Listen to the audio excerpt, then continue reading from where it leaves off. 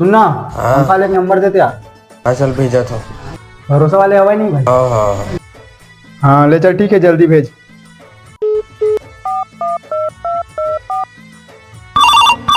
उठाइए ना। Hello. Hello. हाँ भैया, का करत हस? अरे ते डोकी के साथ सिम सा हाँ लोखन कैसे? भैया हमार पंखा बिगड़ गया यार, भारी गर्मत है, मच्छर भी चाबत। अरे रात के टाइम टेंशन मत दे करो यार तू माना। भैया भारी गर्मत गा। अरे तुम्हारे गर्मी बुझाओ या अपन डोकी गर्मी बुझाओ। अरे भारी परेशान है ना यार। एक बूंद पसीना टपकिस त तलाक, समझे? रुक जावा था। हाँ ले जल्दी आ।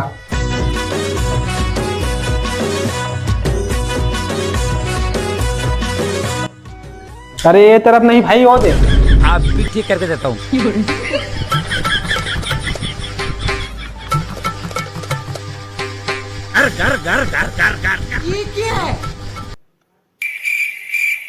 पंखा खराब है, बनाए बार घर लेके लगे। ले ठीक है।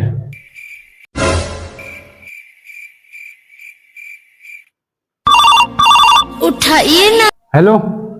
हेलो। दूसरा रात आगे भैया, पंखा वाला नहीं बने।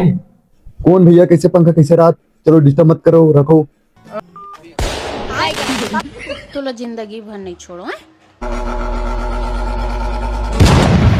खत्म। Bye bye, tata, good bye.